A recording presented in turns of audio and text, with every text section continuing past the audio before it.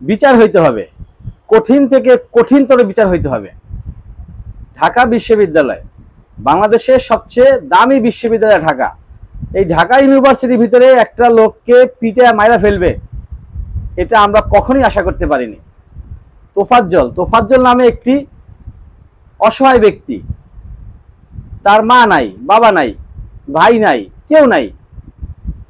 তার বাবা মারা গেছে রোড অ্যাক্সিডেন্টে, মা মারা গেছে ক্যান্সারে, বড় একটি ভাই ছিল, সে পুলিশের চাকরি করত, সেও ক্যান্সারে মারা যায়।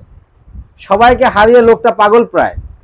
তার একটা সময় ব্রেন ভালো ছিল, কিন্তু সবাইকে হারিয়ে সে উন্মাদ হয়ে গেছে, পাগল হয়ে গেছে। সেই ক্ষুধার্ত, সে লোকটা ছিল ক্ষুধার্ত। তাকে ঢাকা ইউনিভার্সিটির ছেলেপেলেরা ভাত খাওয়ায় আর মারে, ভাত খাওয়ায় আর মারে, মারতে মারতে মাইরাই ফেললো। সন্দেহ চোর, মোবাইল চুরি করছে এরকম সন্দেহ, এই সন্দেহ তাকে মাইরাই ফেললো। যদি মোবাইল চোর সন্দেহ হয়ে থাকে তাহলে তার মামাকে কেন ফোন দিল? মামাকে ফোন দিয়ে 30,000 টাকা দাবি করলো, 30 না 35,000 টাকার জন্য দাবি করলো। মামার নাম্বারে ফোন দিয়ে এই যে মুক্তিপণ 30,000 টাকা মুক্তিপণ দাবি করলো, হয় 30,000 টাকা দেন, না হলে ওকে আরো মারবো।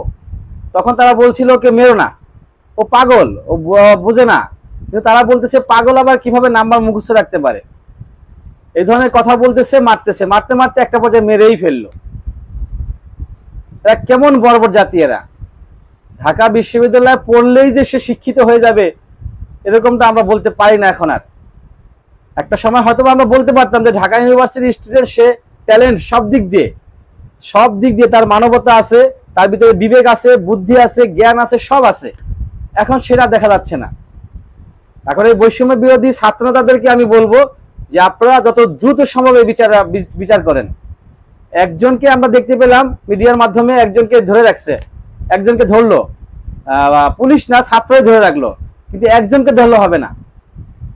ওখানে যারা উপস্থিত ছিল সকলকেই আইনের আওতায় আনতে হবে। কারণ একজনে মারলো, বাকিরা কি করলো? বাকিরা দেখলো না, তাকে দেখলো, তার মানে তারাও সঙ্গে ছিল, তারাও তাদের ওই যে মারলো তার সমান অপরাধী। অতএব এই প্রত্যেককে বিচারের আওতায় আনতে হবে।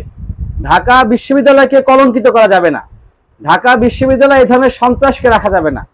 ঢাকা বিশ্ববিদ্যালয়ে এই ধরনের অমানবিক কোনো লোককে, অমানবিক কোনো স্টুডেন্ট ঢাকা বিশ্ববিদ্যালয়ে পড়তে পারে না।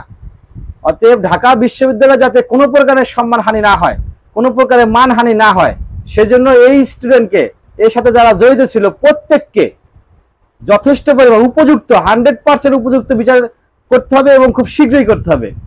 তাকে এখন ধরে থানায় দিবেন, তার মধ্যে মামলা হবে, কোর্টে উঠবে, এই যে হিউজ পরিমাণ টাইম, এই টাইম শেষ হইতে হইতে একটা সময় হয়তো মানুষ সেটাকে ভুলেও যাবে। তা আমরা আশা করতেছি, আমরা দাবি করতেছি মানুষ যাতে ভুলে না যায়, খুব শীঘ্রই ইমিডিয়েট তার পানিশমেন্টের ব্যবস্থা করেন। আইনের যত দ্রুত ধারা আছে সেই দ্রুত ধারার মাধ্যমে একে পানিশমেন্টের আওতায় আনেন, যাতে করে কোনো ব্যক্তি দ্বিতীয়বার এই ধরনের অন্যায় করার সাহস না পায়।